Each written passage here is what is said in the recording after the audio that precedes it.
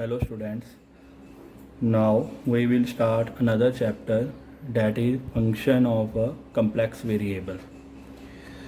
Okay, इसमें क्या होगा, इसमें पहले हमें e raise to power iota theta के बारे में पता करना है क्या होगा। E raise to power iota theta किसके बराबर होगा, that is equal to cos theta plus iota sine theta.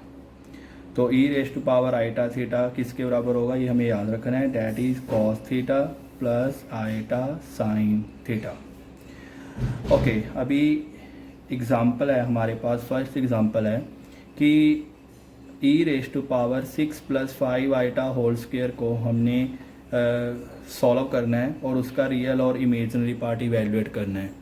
Check करना है भी कौन सा उसका रियल पार्ट है और कौन सा उसका इमेजिनरी पार्ट है। तो कैसे सॉल्व करेंगे, e raise to power 6 + 5 iota whole square, ये बेसिकली किसके इक्वल आएगा, e raise to power that is a square plus b square, iota square के कारण -1 आ जाएगा, plus 2ab that is 2 × 6 12, 12 × 5 60 iota, that is e raise to power 11 plus 60 iota, that is equal to e raised to power 11 into e raised to power 60 iota, that is equal to e raised to power 11, e raised to power 60 iota means मैंने आपको अभी बताया है कि e raised to power iota theta किसके बराबर होगा, cos theta plus iota sine theta.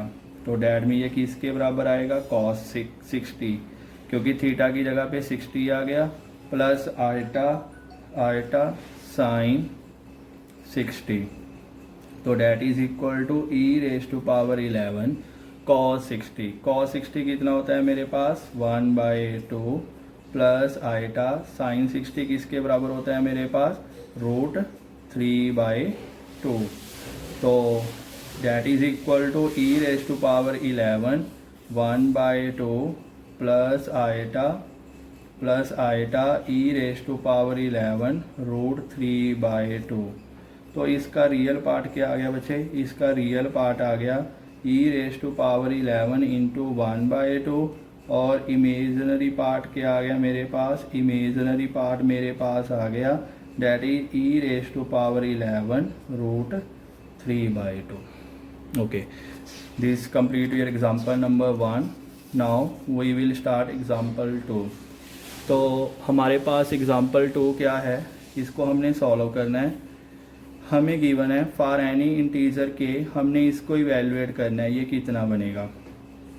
Okay, इसको हम क्या लिख सकते हैं, k vary from 1 to n e raise to power 2 iota k/n whole raise to power r। हम इसको ऐसे लिख सकते हैं, that is k moving from 1 to n e raised to power 2 iota r/n raised to power k। मैंने क्या किया, मैंने r को अंदर ले लिया और k को बाहर कर दिया, ठीक है। तो अभी मैं क्या करने वाला हूँ, अभी k very from 1 to n, इस पूरी टर्म को मैं अल्फ़ा कंसीडर करने वाला हूँ। तो ये बेसिकली बन गया alpha raise to power k। Okay, that is equal to alpha plus summation open करूँगा, k की वैल्यू पहले 1 पुट की, फिर 2 पुट की, फिर 3 पुट की, अप टू सॉन alpha raise to power n।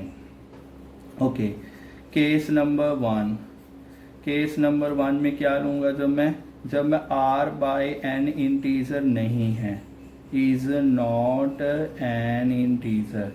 अगर r/n इंटीजर नहीं है तो डैट मीन अल्फ़ा किसके इक्वल है, e raise to power 2 iota r/n, ये किसके इक्वल खुलेगा, cos 2 r/n plus iota sine 2 r/n, क्योंकि मैंने अभी आपको बताया था कि e raise to power iota theta किसके बराबर होता है, cos theta plus iota sine theta.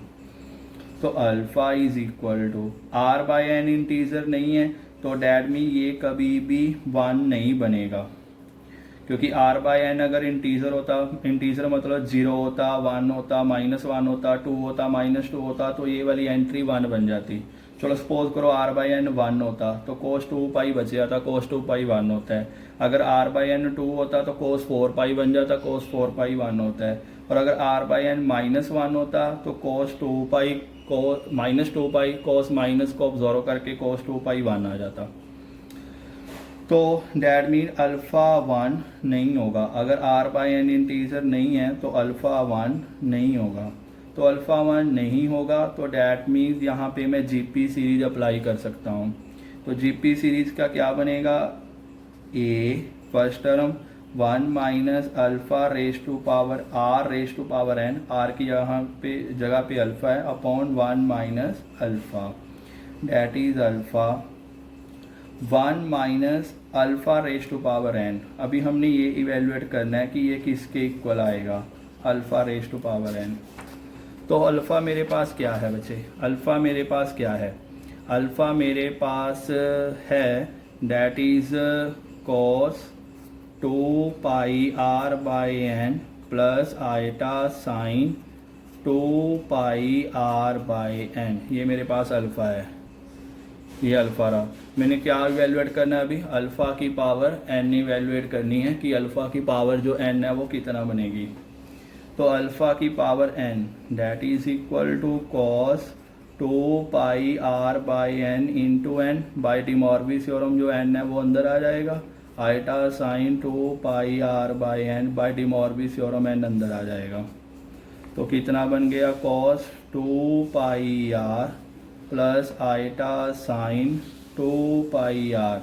जो आर है वो मेरा बिलोंग कर रहा है इंटीजर को बिलोंग कर रहा है। तो बेसिकली ये क्या बन जाएगा, cos 2 पाई cos 4 पाई cos 6 पाई कितना बन जाएगा 1, और sin 2 पाई sin 4 पाई sin 6 पाई वो कितना बन जाएगा 0 बन जाएगा।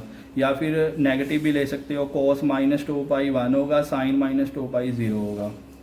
तो बेसिकली ये मेरे पास कितना बन गया, ये मेरे पास बच्चे बन गया 1 बन गया। ठीक है, तो क्या था मेरे पास, alpha 1 minus alpha raise to power n upon 1 minus alpha, यही था ना मेरे पास, alpha 1 minus alpha raise to power n upon 1 minus alpha. तो alpha raise to power n कितना बन गया 1 अपॉन 1 माइनस अल्फ़ा। कितना आंसर आ गया मेरे पास, 0 आ गया। Okay, case number 2, case number 2 में क्या होगा, अगर r बाई एन मेरा इंटीजर होगा, अगर r बाई एन मेरा इंटीजर होगा तो अल्फ़ा चेक करते हैं, अल्फ़ा क्या बनेगा, अल्फ़ा किसके इक्वल है, e raise to power, alpha मेरे किसके इक्वल है, ये जिसको माना था ना मैंने alpha 2 pi iota e raise to power 2 pi iota r by n, e raise to power 2 pi iota r by n. ये किसके इक्वल आ गया, cos 2 pi r by n plus iota sine 2 pi r by n. R by n अभी मेरा क्या है, integer है, तो या 1 होगा या 2 होगा या 3 होगा या 0 होगा या -1 होगा या -2 होगा या -3 होगा, वट एवर।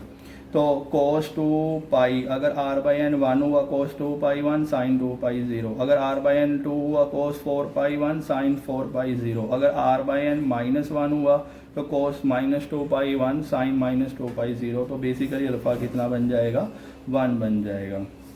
तो अगर अल्फ़ा 1 बन जाएगा तो हम इसको ऐड कर देंगे। मेरे पास सीरीज़ क्या चल रही है, alpha plus alpha square plus alpha cube up to some alpha raise to power n. क्योंकि जब अल्फ़ा 1 बन गया तो हम जीपी सीरीज नहीं अप्लाई कर सकते क्योंकि नीचे 0 बन जाएगा। जैसे मैंने पिछले केस में क्या किया था, जीपी सीरीज अप्लाई कर दी थी इसका सम निकालने के लिए, बट वहाँ पे अल्फ़ा 1 नहीं बन रहा था, तो यहाँ पे मैं जीपी सीरीज नहीं लगा पाऊँगा। क्यों, क्योंकि यहाँ पे अल्फ़ा की वैल्यू 1 बन गई है, यानी कि डिनोमिनेटर क्या हो जाएगा, 0 हो जाएगा। चलो, अल्फ़ा की वैल्यू 1 बन गई है, हम सीधे इवेलुएट कर लेते हैं इसको, 1 plus 1 square plus 1 cube up to some plus 1 raise to power n, that mean 1 plus 1 plus 1 that is equal to 1। So कितना आंसर आ गया मेरे पास, n आंसर आ गया। तो पहले केस में इसका आंसर आएगा 0 और दूसरे केस में इसका आंसर कितना आएगा, n आएगा। Thank you.